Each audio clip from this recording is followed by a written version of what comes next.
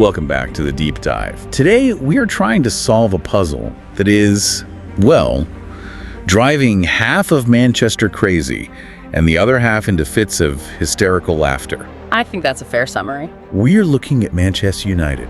And I have to say, looking at the notes we prepared, this might be the most confusing team we have ever analyzed. It's the ultimate paradox of the 2026 season, isn't it? I don't think I've ever seen a squad quite like this. It really is.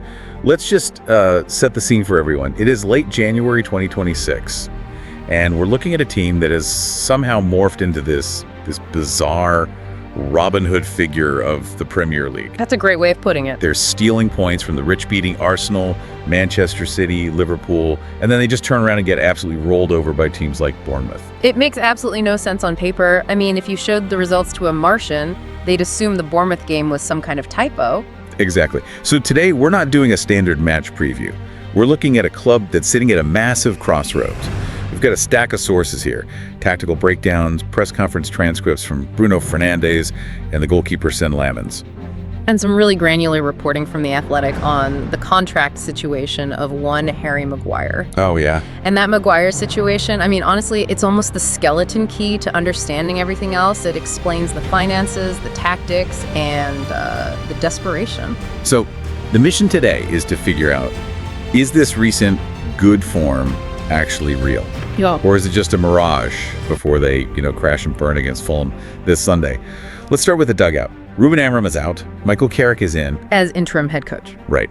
What is actually happening inside that dressing room? Because from the outside, it just looks like chaos. Well, to understand the now, you really have to understand what they just escaped from. We have multiple sources contrasting the Amorim era with what Carrick is doing now. And the word that keeps coming up regarding Amorim, and to an extent Ten Hag before him, is overcomplicating.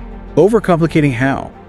Like too many meetings, too many PowerPoints. What does that mean? It's about too much information on the pitch. The tactical reports suggest players were just paralyzed by things like pressing triggers. Okay, stop there. Pressing triggers. For anyone who doesn't spend their life on tactical blogs or playing Football Manager, you need to define that for us. What does that actually mean for a player? Sure.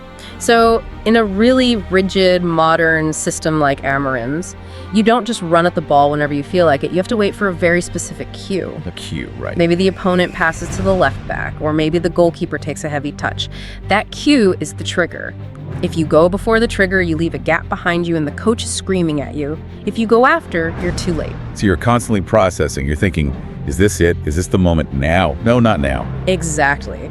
And under Amorim, the players were thinking so hard about the triggers, they basically stopped playing football. They were like robots waiting for a command. And then Carrick comes in. And the sources describe his impact with one specific word: calmness. Yeah, there was a great line in one of the breakdowns we read. It said, Carrick isn't trying to reinvent the wheel. He's just reminding them of the basics. Which is classic interim management, right? It's a psychological reset. You stop telling them exactly where to stand for every second of the 90 minutes, and you start telling them to just trust their instincts. You're a world-class player. Go play. Exactly that. And you can see the buy-in immediately. Look at Matheus Cunha. Yeah, let's talk about him. He was really struggling for consistency earlier in the season. Massive struggles. He looked totally lost. Suddenly, under Carrick, he comes off the bench against Arsenal. He looks electric. He assists Mason Mount, and then he goes and scores a winner. And you've got players like Lisandro Martinez posting on social media, right? Yeah, specifically hyping up Carrick and the backroom staff. The whole mood has just shifted from thinking to playing. So the theory is that this freedom allows them to beat the big teams because the shackles are off. It allows them to play on adrenaline, and this is the catch. This is the danger zone. Because adrenaline runs out. Because adrenaline is dependent on the opponent. We have a quote here from Bruno Fernandes that I think is just fascinating. He was asked about the criticism the team faced after Amorim left. People saying the players threw the manager under the bus. Right. And he said, quote, "Myself, yes, it fires me up." Which sounds like exactly what a captain should say, doesn't it? I'm a fighter. I love the hate. It sounds great in a soundbite. Fans love to hear that stuff. But the analysis from our sources points out that this is actually a massive red flag. How so? You cannot be emotionally fired up to that level for 38 games a season. It is physically and mentally impossible. I saw. When you play Arsenal or City, the stadium is loud, the fear is there, the adrenaline spikes naturally. You don't need a tactical system to motivate you to run. Your body just does it for you because you don't want to get embarrassed. But when you go to Bournemouth on a rainy Tuesday. Exactly. The fear isn't there. The crowd isn't as loud. And if you don't have a drilled, automated system like those boring, pressing triggers we talked about, you have nothing to fall back on. You're just a group of guys trying to vibes your way to a win. And the stats completely back this up. I was looking at the away form in the notes. As of late January 2026, Manchester United have only 2 away wins all season. In the Premier League? 2! That is relegation level form on the road. That is genuinely shocking for a club with this wage bill. It just proves they're currently a moments team, not a system team. Which leads us perfectly into the problem waiting for them this Sunday against Fulham. The Fulham test. Now, historically, Old Trafford against Fulham. You'd mark that down as a guaranteed 3 points. A nice, Sunday afternoon stroll. Not anymore. This is the ultimate trap game. It's February 1st, it's at Old Trafford, and the scouting report on Fulham is surprisingly complimentary.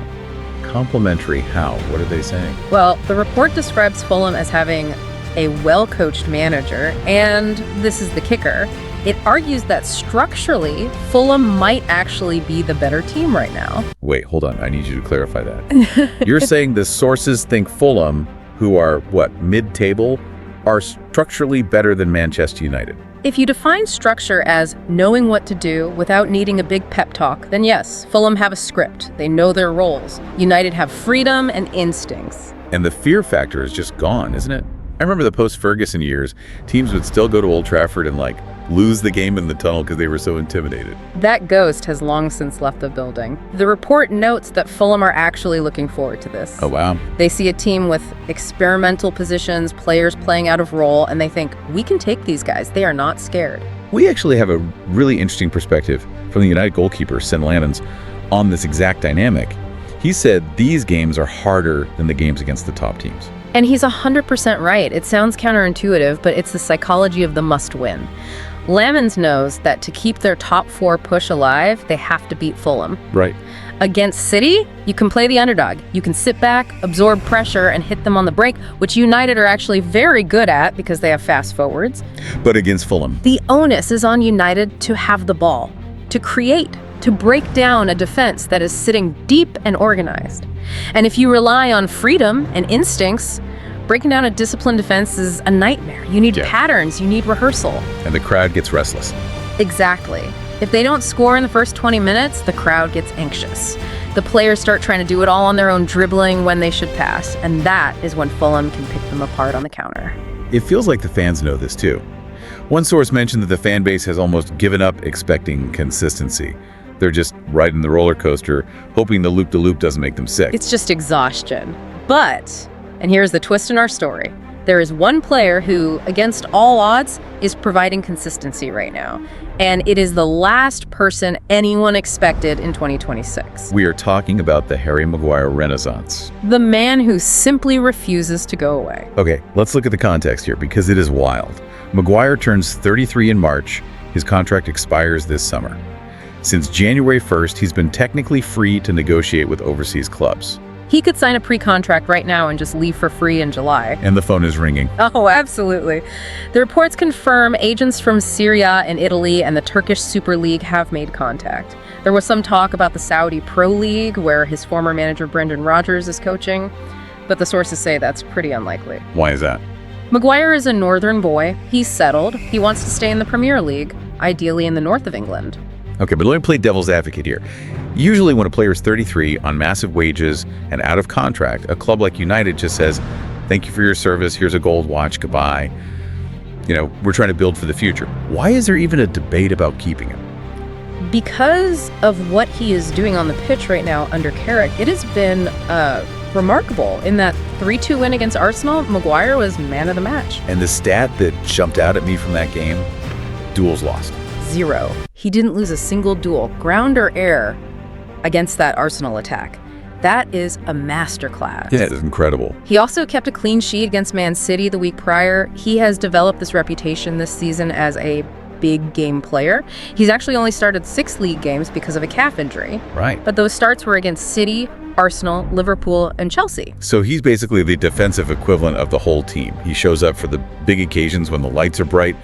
But why now? Is it just the Carrick freedom? It's partly the system Carrick sits a bit deeper, which protects Maguire's lack of pace, but it's also physical. The sources highlight that in previous years, Maguire was almost a martyr. He'd rush back from injury to help the team when he was like 70% fit, and he looked sluggish. Yeah, he got criticized for turning like an ocean liner. And this time, he waited. He waited until he was 100% fit before coming back, and that patience is paying massive dividends. He looks sharp. His partnership with Lisandro Martinez is currently the only stable thing about this entire team. So if he's playing like Prime Maldini and wants to stay, what is the holdup? What's the problem? Cold, hard cash. Maguire's on approximately £190,000 a week. The new ownership is desperate to streamline the wage bill. They want to move away from that Woodward era of paying aging stars huge salaries. They want value. But they are in a bind, aren't they? The report uses the phrase defensive crisis. Crisis might be an understatement.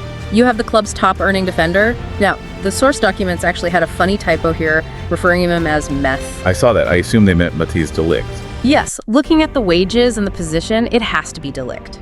So de Ligt has missed the last 11 matches with a back injury. That is your defensive rock gone. 11 matches. That is a huge chunk of the season. Then look at the kids. You have Lenny Yoro. The big money signing from a couple of years ago. Right, but he's still only 20. The source says he is yet to show the consistency required. Then you have Aiden Heffen, who is a fantastic prospect, but he's a teenager. You cannot hang a Champions League chase on a teenager and a 20-year-old when your senior leader, de Ligt, is in the medical room. And it's not like they can just go out and buy a replacement easily. They tried, and this is where the ghosts of the last decade come back to haunt them. The report notes their top target was Mark Guehi. Where is he now? Manchester City picked him up. Exactly. They looked at Dayot Upamecano. What did he do? Renewed his deal at Bayern Munich. There are no affordable, high-quality replacements just sitting on a shelf waiting for United to call. So ironically, the club's failure to recruit better players over the years is now Maguire's biggest leverage. He holds all the cards. The scarcity of replacements strengthens his negotiating hand significantly. If he keeps performing like he did against Arsenal, the club might be forced to offer him an extension just to ensure they have a competent defense next season. They literally can't afford to let him walk. Not if they can't replace him, no. There's a really interesting financial clause mentioned in the Athletic report regarding the Champions League. Can you break that down for us? Because it sounds a bit like gambling. Yeah, this is a crucial detail for the accountants. If United qualify for the Champions League, get in that top 4, their revenue skyrockets. Suddenly, Maguire's $190K a week is digestible. It fits in the budget. But if they miss out on the top 4, What happens then? most player contracts at United have a failure clause. It triggers a 15 to 20% pay cut across the board. Oh, wow. So if they fail, Maguire automatically gets cheaper anyway. Exactly. If they fail, he costs less, which matches the lower revenue. If they succeed, they have the money to pay him. It's a weird win-win situation for the club financially, provided he plays well enough to get them there in the first place. And for Maguire personally, there is a massive carrot dangling in front of him, right? Yeah. Involving the national team. The World Cup. He's got, what, 64 caps? 64 caps, and he is desperate to make the squad. But the current England coach, Thomas Tuchel, he hasn't selected him yet. Right. And Maguire knows that his best route to catching Tuchel's eye isn't playing in the Turkish Super League. It's playing every week for Manchester United in these huge Premier League games. So everyone is kind of stuck together. Yeah. United need him because they can't buy anyone else. He needs United to get back into the England squad. It's a marriage of convenience, strictly transactional. But right now, on pitch, it seems to be a happy marriage. When you zoom out, though, looking at the de Ligt injury, the Euro inconsistency, the Maguire contract drama, it just feels like the squad is constantly firefighting. One of the sources described the squad as kind of average overall. That is the harsh reality check. The source explicitly blames a decade of poor recruitment. They're in a position where they have to revolutionize the players they have because they can't just go out and buy a whole new 11. It's not a quick fix. No. They did bid for a young left-back from Lecce, according to the reports, but one signing doesn't fix 10 years of mistakes. It really challenges the idea of what a rebuild looks like. We always think of a rebuild as selling everyone and buying new stars. Yeah. But this suggests the revolution has to happen internally. Which brings us right back to Michael Carrick. His job isn't just to win games, it's to get blood from a stone. Yeah. He needs to get more out of players who have underperformed for years. He's doing it with Maguire, he's doing it with Cunha. But the question is, can he do it with the whole squad consistently when the adrenaline isn't pumping? That is the big question for Sunday. It feels like this Fulham game is a litmus test for the whole Carrick interim experiment. It absolutely is. If they win 3-0, control the possession, and keep a clean sheet without needing Maguire to make 5 last-ditch tackles, you can say, okay, the maturity is coming, the calm is working. And if they lose? If they lose, or even if it's a chaotic 4-3 where they have to rely on a 95th minute winner, well, it proves they're still just an adrenaline team. An adrenaline team. That is such a perfect way to describe them. And adrenaline teams don't win titles, they win moments. United have plenty of moments. They beat City, they beat Arsenal. But to get back to where they believe they belong, they need to be boringly good against Fulham. It's funny, we started this deep dive talking about the Robin Hood paradox, but by the end of it, it feels more like a story about survival.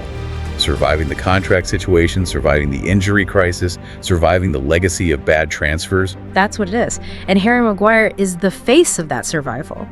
He is the guy who wasn't supposed to be there, the guy they tried to sell, the guy who lost the captaincy. And yet, in January 2026, he is the first name on the team sheet because there is literally no one else who can do the job. It's almost poetic in a gritty, messy sort of way. It really is. So, as we wrap up, I want to give the listeners something specific to watch for. What is the one thing they should focus on when they turn on the TV this Sunday? Don't watch the goals. Watch the reaction to adversity. If Fulham score first, or even if United just go 20 minutes without a shot, look at the players' faces. Okay. Do they look at each other and stick to the basics that Carrick has been preaching? Do they keep their shape? Or do they start waving their arms around? Exactly. Do they panic and try to solve it with individual heroics? Because that reaction will tell you if this is a real team building a future or just a collection of individuals auditioning for their next contract. That is a fascinating thought. Are they playing for the badge or are they playing for their agents? I guess we will find out on Sunday. We certainly will. That's it for this deep dive. Thanks for listening, and we'll catch you after the match.